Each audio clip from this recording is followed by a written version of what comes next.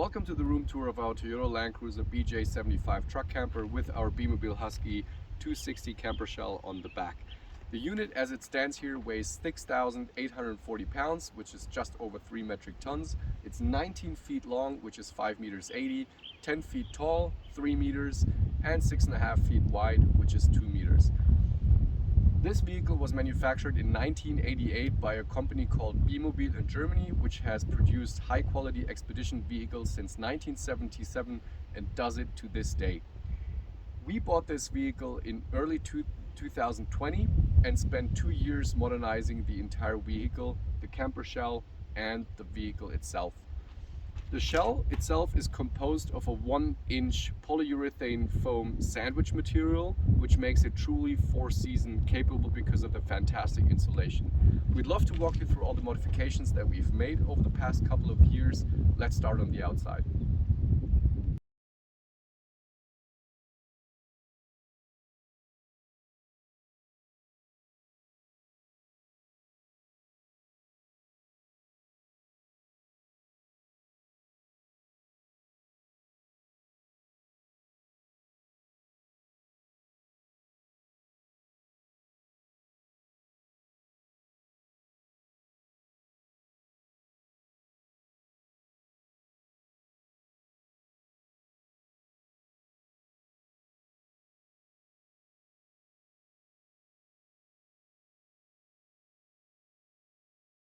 In the front we have our aluminum bumper, which is super lightweight and rugged at the same time. And in the bumper we've installed the LED bar.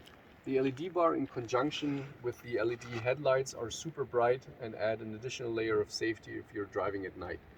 As for the engine bay,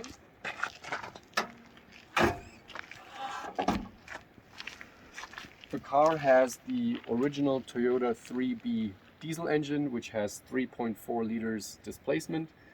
And in addition to that, we decided to install a turbo kit by an Australian manufacturer called AXT, just to give the car a little more torque and power, for example, if you're going uphill or if you're off-roading.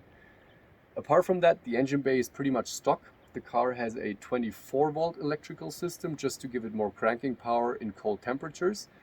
And in order to power the stereo, the reversing camera, and the dash cam, which all run on 12 volt, we've installed a small step down by Victron, which brings the voltage down from 24 to 12 volt and powers pretty much any driver's cab electronics. 2 additional pieces of information about the front and the car in general. When we modernized the car, we took off all the aluminum railings and removed the old sealant simply because it had brittle. We then reinstalled everything with new sealant just to make 100% sure that water wouldn't be able to enter the cab. As you may have noted, we have a fake window on the front, and the explanation is quite simple. When we modernized everything, we also chose to remove all old windows and install new ones all around. At the time, the cab over had 3 windows, 1 on each side and 1 in the front. The location in the front, in our opinion, is less than ideal because after a couple of years, it's typically the first entry point for water, simply due to the wind force if you're driving in rain. And to prevent that, we installed an aluminum plate and insulation, of course. And because we didn't like the looks of the aluminum plate, we photographed one of the rear windows, printed it to size and put it on the front because it looks a lot better than just the aluminum plate. On the passenger side we have our snorkel, which is mainly to provide the engine with cold, clean air rather than driving through water. Down here is the lockable hubs, which are pretty much standard on any Toyota Land Cruiser. And then what we did to the driver and passenger door, of course, we installed those additional locks, which are Maroni UFO 2s. The idea, of course, is to have an added layer of security and to prevent smash and grabs. So whenever you leave the car in an area that doesn't feel too safe, all you have to do is close the door. Of course, you would also lock it normally, and then you basically just lock it and that's it. Now, if somebody was to punch in the window and pull up the lever, they still wouldn't be able to open the door, which makes it a lot harder to get into the driver's cab. Once you come back, all you have to do, unlock, that's it. The way it functions is it's permanently mounted to the door and has a base plate on the B pillar, so there's no rattling when you're driving off-road, and it's really nice and clean. Then up here we have our awning, which is 6.5 feet wide and extends out by 8 feet, so 2 meters by 2 meters 50, to to give you a nice big shady area on those hot and sunny days. Then down here we have the outdoor kitchen area. Of course, you can also just use it as an area to put something down if you're outside. All you have to do is unscrew 2 screws and then you can fold it down and you're ready to go. This is also basically our outdoor cooking area. Given the size of the electrical system that we've installed, the advantage is we can also use the induction cooktop on the inside and the outside. Induction, in our opinion, is much better because it's not susceptible to wind, meaning if you're cooking on a windy day, the wind won't carry away the heat like it would with propane. Down here in our storage compartment, we have, of course, the power outlet for the induction cooktop, but we also have 2 USB outlets with quick charge and a 12-volt outlet. Those are interchangeable, so if you decided to have 4 USB outlets or 2 12-volt outlets, that would also be possible. And of course, down here we also have our permanently mounted compressor, which is capable to pump out about 40 gallons of air or 160 liters a minute on sea level. That means we can air up our rear tires from about 20 to 65 psi, somewhere between 3 to 5 minutes, depending on the ambient air pressure. For us, super convenient because all we had to do is unlock the storage hatch and then we could air up all 4 tires, which are easily reachable with the flexible hose, and 10-15 minutes later you're ready to go back on tarmac. Then in the back we decided to also install 2 additional security locks like in the front, just to make it a bit safer against break-ins.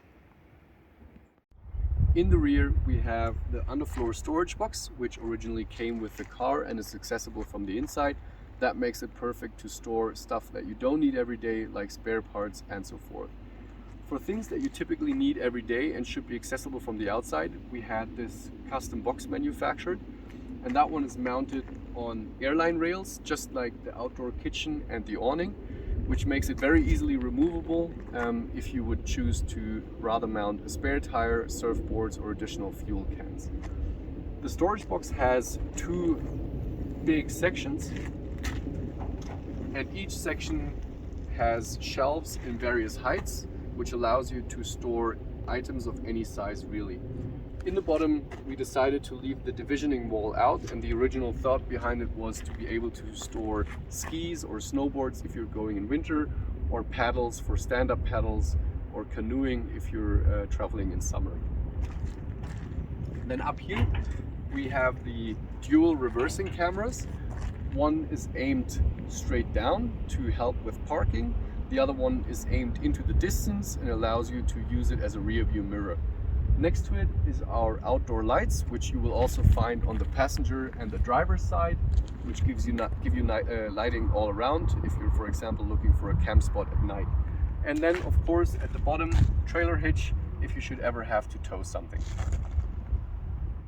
And in addition to the indoor shower, we also have an outdoor shower on the outside. So essentially all you have to do is open this little box, and here you have the hot and cold water mixer, a light that I'll show in a second. And usually we store the water hose down here, and all you need to do is plug it in, and then you push the button and you have hot and cold water outside. And to protect you from unwanted views, we installed a shower tent, which is really fast to set up. All you have to do is open the zipper, roll it down, and then you open those 2 flaps.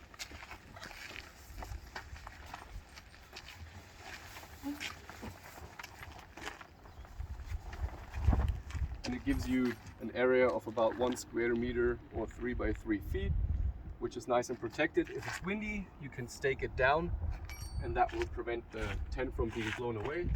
And there's a small zipper on the back, and you can just run the hose through the zipper, and then you can shower.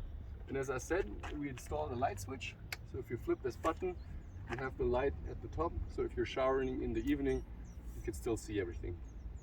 In addition to the shower that I've just shown on the driver's side, we also have our water canister, which holds 2 gallons of water or about 8 liters. Super convenient if you want to quickly wash your hands without the need of having to go inside. Right above it is the freshwater inlet, lockable of course. This is where you refill the water tank, which sits on the inside. To prevent it from frost, we decided to not mount it under the car for exactly that reason, which truly makes it 4-season capable. At the bottom we have a small storage compartment, which is where we typically keep our shore power cable, a small axe and the shower hose that I've just shown you. Next to the water canister is our recovery boards. All of that is mounted on so-called airline rails, which are very convenient because they allow you to mount accessories in any position you want to. So you can either use it for recovery boards and the water canister, or you could, for example, mount a surfboard if you wanted to. In the back we have the shore power inlet, which we've never used, but should you ever run out of battery, this is where you could plug in, for example, in an RV park or back at home. And it comes with a standard European 220 volt power plug. The car comes with all relevant adapters to plug in the US. It's also 110 volt capable. Down here sits our gray water tank, which holds about 10 gallons. So it's not too big, but it's always been sufficient to go from dump station to dump station. Or, you know, if you're camping in a campground, you can close it so no water drains out. The small white place that you see here is where we used to have the old equipment. When we bought the car, we decided to upgrade to more modern appliances like a compressor fridge or a diesel heater.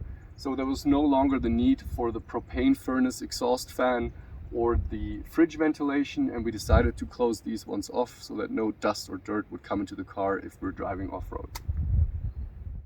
As for the interior, let's start with the driver's cab. Up here we have a small LED light, which is really convenient, for example, to read maps at night. And then both on the driver's and the passenger door, we've installed these armrests, which have a built-in cup holder. Down in the corner of each door is the stereo speaker. And down here are small storage compartments, which are ideal, for example, for gloves or a rapid tire deflator. Then the original seats have been switched out for SSE Sport seat, which give you a lot more support, for example, when driving off-road. And then behind each seat is enough storage area for heavy items such as a tool bag or your jack stands.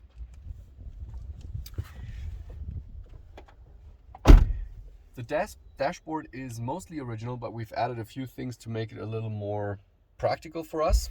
Down here we have the LED bar switch. If it's set too low, it's coupled with the high beam of the car. So if you turn the high beam on, the LED bar turns on. If it's in a neutral position, it's just off. And if it's in the high position, it's permanently on. Next to it is the step down switch for the 24 to 12 volt step down that I had shown in the engine bay. So if you're stationary, you can just flip the switch and everything turns on. And it is also coupled with the ignition. So if you turn the ignition on, all 12 volt electronics turn on. For example, the car stereo, which has another video input, so you could wire one of the reversing cameras that I'll show in a second down here if you wanted to. Up here in the overhead storage compartment that we've added, we have 3 12 volt power outlets, which are pretty standard. In the middle we currently have the Hella turbofan wired in, and then there's one more on each side, which would make it very easy to add more 12 volt electronics such as additional fans. Then in the middle we have our 2 reversing cameras. One is aimed down to help you park into those tight spaces, and one is aimed into the distance and functions as a rear view mirror. What's really neat about this is that we have added a small video recorder. So if you push a button up here in the overhead storage compartment, it starts recording, and together with the dash cam gives you video footage for the front and the rear, for example, in case of an accident. Then down here we have our center console, which has 4 storage compartments. In the front is our trigger switch, where you can turn the rear view cameras on and off. And the same goes for the exterior lights. There's one button for the light on the right, one for the rear, and one for the left.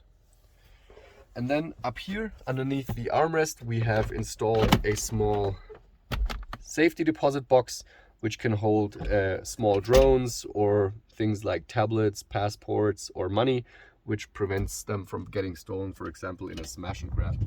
The safety deposit box is bolted straight into the chassis from the inside, so it's really not that easy to get to. Then up here on the dashboard, we have the additional instruments that we installed to monitor all parameters with regards to the turbo.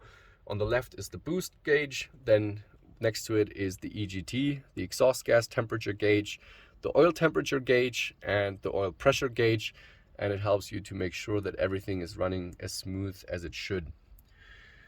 Then up here on the dashboard, we have two additional USB outlets, and we have added a plug that is wired into the MPPT solar charge controller. So if you have flexible or foldable solar panels, you can add a plug, which allows you to plug these in and put them, for example, in the windscreen if you're parked, or run them into the sun with a longer cable in case the car is parked in the shade. Then down here, obviously the glove box, also lockable with a small divider, so it can hold small bits and pieces like fuses, for example, or the manual. After walking you through the driver's cab, let's head into the camper itself. Before diving into details, let's start with a brief overview of the interior of the camper. Down here we have a small foldable step, which makes it really easy to get in and out of the camper. In the rear, we have the dinette area with the big panoramic window and two smaller windows. Next to it is the kitchen, which also has a really nice and big window, and in front of the kitchen, a tall storage closet. Down in the middle is the water tank with more storage above it, and it also makes it really easy to climb into the cab over area, which is the main sleeping area. Then in between, of course, the climb through into the driver's cab. And just behind the driver's cab, we have the bathroom, and in between the bathroom and the entry door, more storage closets. The dinette area has 3 seats as a default, with the option of adding a 4th seat down here in the doorway. That means you can comfortably seat 4 adults. When we built the table, we designed it in a way that would make it very easy to get in and out on either side, and at the same time maximize table space. So you can comfortably put down 2 laptops next to each other or play a board game. Just above the dinette area, we have 3 storage compartments, which are ideal for holding lightweight items such as clothing. All of them are equipped with a push-to-lock boat latch, which prevents them from opening and your stuff falling out. The highlight of the dinette area, of course, are the 3 Dometic double pane acrylic windows, which make the entire seating area very bright and give you fantastic views. All of them fold out, which means they can stay open even during the rain. And they're all equipped with a fly screen and a blackout curtain.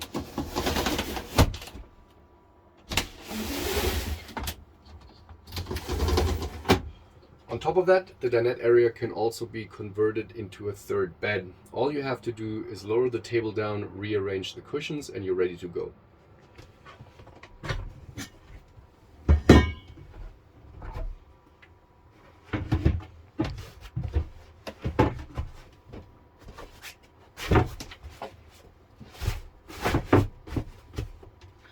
And now you have the option of having a 3rd person sleep down here. Underneath the benches in the dinette area, we have the electrical compartment on the passenger side, the underfloor storage access, which I was already talking about when we were outside, and on the driver's side, we have the hot water heater, the diesel heater, and the propane tank for the kitchen stovetop. Let's have a look in detail.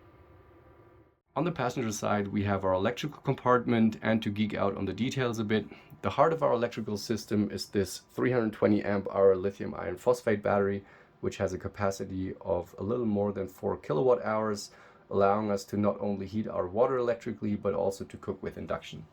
In the back, we have our 2000 watt pure sine inverter, and next to it, our Sterling Power ProCharge Ultra, which allows us to charge the lithium battery with 30 amps when we're plugged into shore power.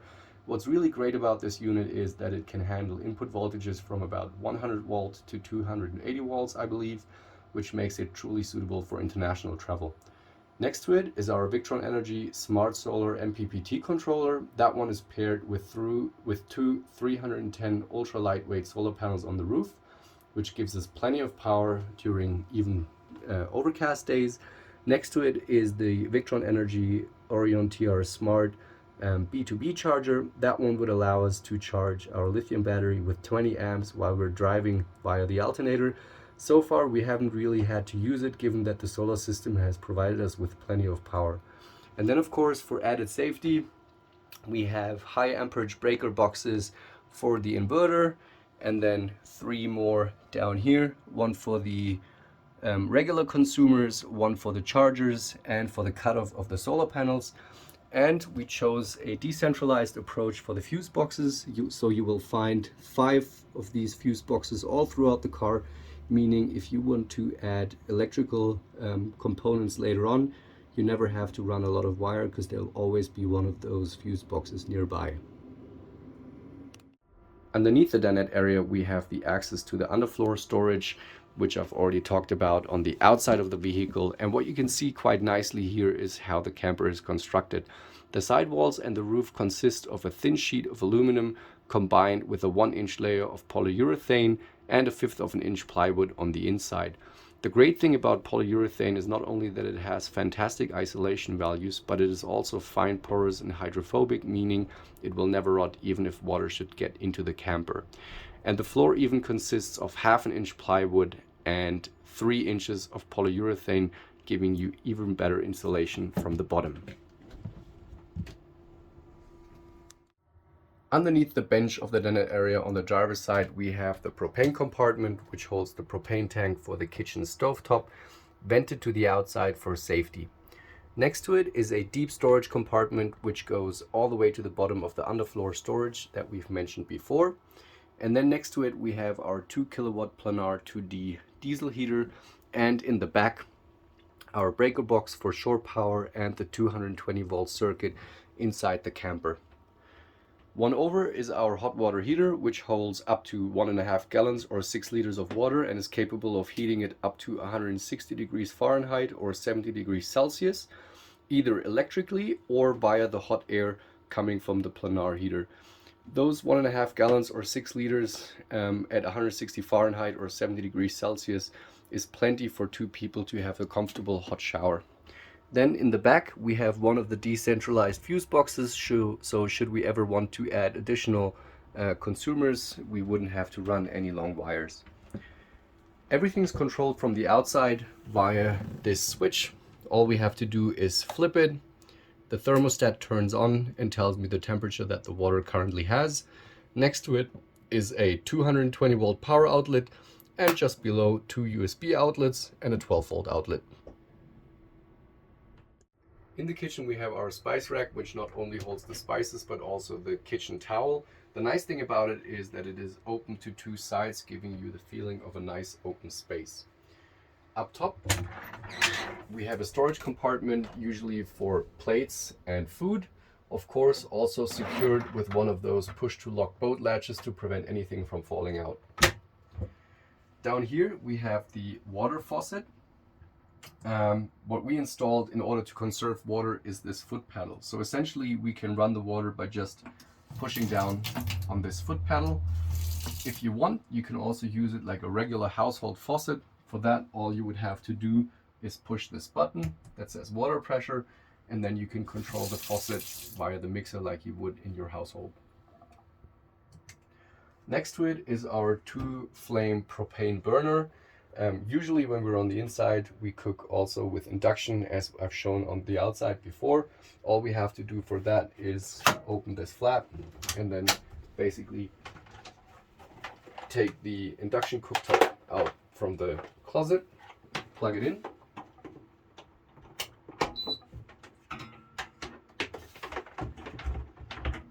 and then we're ready to go. That also allows us to cook on 3 flames if we should ever cook something that requires 3 flames.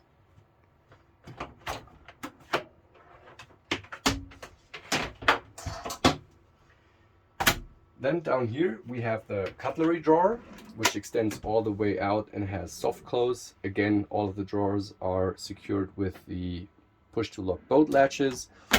And below that is the drawer where we usually store our pots and pans and bottles like oil and vinegar or the fire extinguisher.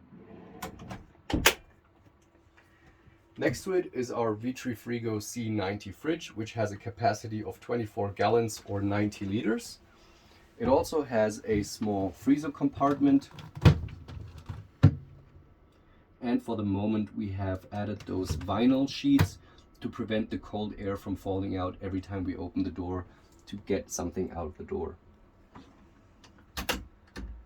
The fridge is also actively ventilated via this vent. There's two small computer fans in here that are temperature controlled. So if the heat behind the fridge gets too high, they turn on and extract the hot air from behind the fridge, making sure it runs efficiently and doesn't use too much electrical power. Then up here we have our control unit for the kitchen and the water. On the right, the water indicator by Votronic. All it is essentially a small probe that sits in our 35-gallon freshwater tank or 140-liter freshwater tank. And by pushing the button, we can see how much we have left. Then on the left is the interior light button. If that one is turned off, it illuminates red and all interior lights are turned off. Next to it is the control switch for the pressurized water pump. That one is to prevent any accidents in case there's a leak. And of course the button that I've just shown, which allows you to use the water faucet as a regular household faucet. Just above it is a 12-volt power outlet, a voltage indicator, and 3 USB outlets. And then for the light, in the kitchen we have installed 2 LED strips, one in warm white and one also in red. Red allows you to keep the window open if you're in an area with a lot of insects. Red light doesn't attract insects as much, so the red light, the idea behind it of course was to be able to cook with the window open without all the insects coming in. The third one is down here for indirect lighting in the evenings, for example. All of those lights are of course dimmable to any brightness that you could want.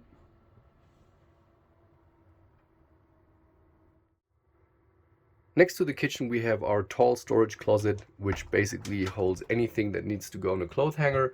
Up top we have a small compartment with the heater hose running into the cab over, assisted by an inline fan. Down here we have 2 of the decentralized fuse boxes, so if we ever want to add any electronics in the kitchen or in the cab over area, this is where we would have to run the cables, nice and short distance. Then down at the bottom we have on the right side the 4th seat that we can set up in the dinette area and the induction cooktop on the left. Down in the bottom we have our water system consisting of a SureFlow pump, a pressure equalization tank, and a 10-inch active carbon water filter. That one allows us to drink the water straight out of the faucet. And at the bottom, nice and centrally located, we have the 37-gallon or 140-liter freshwater tank. In between the tall storage closet and the bathroom, we have another storage compartment. And the bottom half of the storage compartment houses the freshwater tank, which extends all the way from here into the tall storage closet. It has a nice low profile to give us a low center of gravity when off-roading. On top of that water tank sits this plastic tray, which is perfect for storing heavy food items such as cans or bottles. When you close the lid, it also makes for a really nice step into the cab over area where the bed is located. In the cab over area we have the bed, which measures 75 by 51 inches, which is equal to 1.90 meter by 1.30 meter. As a mattress support system, we utilize the so-called Froley system, which consists of these little plastic springs. Adding those little red crosses increases the firmness and gives really nice support during sleep. It also has the big benefit that it brings the mattress up by about 2 inches, which allows good airflow underneath the mattress and prevents any mold from forming. The white board that you can see underneath is a custom fitted board which can be mounted in the climb-through to prevent anyone from accessing the rear, for example during a shipping from one continent to another, to prevent theft. In the cab over we have 2 more of the Dometic double pane acrylic windows, which makes for really nice ventilation if they're both opened. They also fold out, which means they can stay open during the rain. And of course they're also equipped with the fly screen and the full blackout screen, which makes it nice and dark even during the day. Up here we have a RAM mount, which is great to mount a tablet, for example for watching movies. Over here we have a smoke detector for safety and of course two power outlets. One is USB, one is 12 volts to power any accessories you might have. Then one of our favorites, which is the Carfamo fan, which is mounted on a 3-axis gimbal, meaning it can tilt into any direction. And of course it also has 3 speeds and various timer settings, for example 3, 6, 9 and 12 hours, so you can turn it on to fall asleep, and when it gets colder during the night it turns off by itself. In addition, we have a small cup holder which is intended to hold your glass of water during the night. The other side of the cab over is where we would typically lie with our heads, and on this side of course we have the second window, and we've also mounted 2 small storage compartments, one on either side, which we've usually used to hold our phones or the Max Air remote during the night. When we built out the truck camper, we also decided to locate the heater remote up here in the cab over because we felt it made sense to be able to control the heater from the bed, so we wouldn't have to climb out, for example, in the morning if it was cold outside. If we needed the heater during the day, it was easy enough to just quickly come up here and turn it on. Then of course we have the LED control switch, which allows to dim the LED to any brightness. 2 more USB outlets and a 12-volt outlet. It is possible to change the USB to a 12-volt outlet and vice versa, depending on what you want to power up here. In the corner we have the heater outlet with a inline fan that's also speed controlled, which makes sure that you get enough hot air up into the cab over, and to control noise levels you can turn it up or down depending on how much airflow you need. In the bathroom we have our dry separation toilet, and when showering we can either leave it in or we can take it out if we want some more space. The whole thing sits on a custom fabricated stainless steel shower pan, and the edge of the shower pan is bent in a Z shape, extending up behind the interior walls to make sure that it is 100% leak proof. The interior walls are made out of a material called aluminum debond, which is a aluminum plastic sandwich material with only 1/10 of an inch thickness, so about 2 millimeters. The whole thing is very durable and 100% leak proof. As for showering, we have a hot and cold water mixer with a start-stop shower head, and like in many places inside the car we have the airline rails, which allow us to tie down bulky wet items that don't fit into the rear storage box, like for example a kitesurfing board. Up ahead, of course, we have an LED bar, 2 towel racks and a retractable clothesline, and a big skylight, which doesn't only make for great lighting, but also for great ventilation. As for temperature control inside the camper, we have the skylight in the bathroom, we have the extraction fan up here, and a total of 6 windows, which make for a really nice breeze if you open them all up. And for added safety, we have added one of these stainless steel profiles to each window. And once you add in these angles and tighten down the screws, it makes it much harder for someone to try to break in from the outside by prying open the window.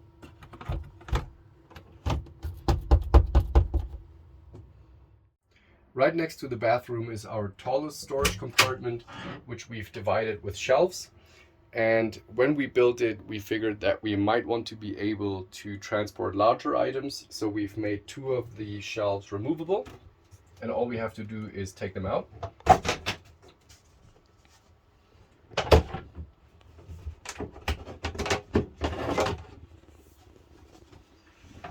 And that basically allows us to transport bulkier items up to about 3-4 feet tall or 1 meter 20.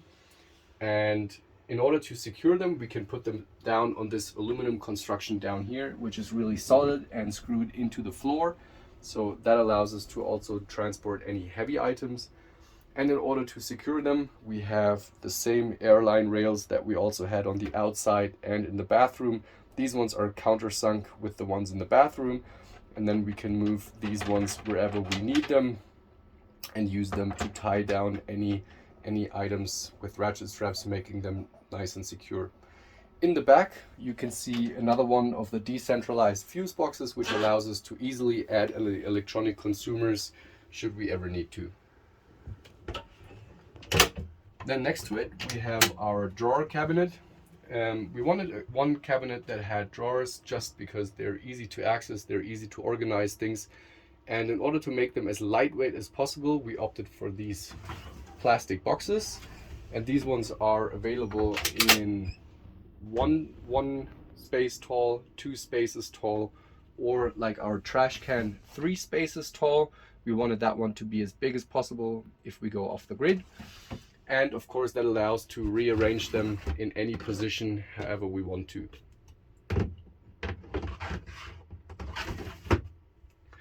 Just below the drawers is our laptop drawer. That one is basically just a piece of plywood coated in fabric that allows us to tie the laptops down and make sure that they don't go flying if we're off-roading. Underneath the laptop drawer are 2 drawers that are accessible from the outside. Both of them have soft close and a clamp in the back, which prevents them from opening while we're driving.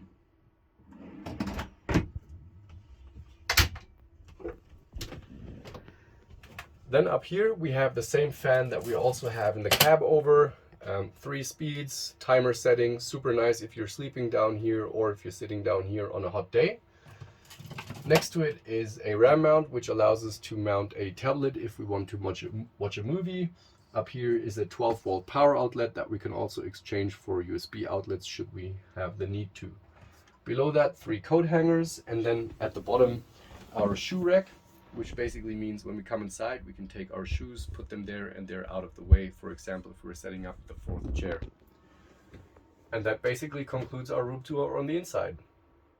And this concludes the room tour of our Toyota Land Cruiser BJ75 truck camper. We hope you enjoyed it. If you have any questions, please feel free to reach out. Thanks for your time and have a great day.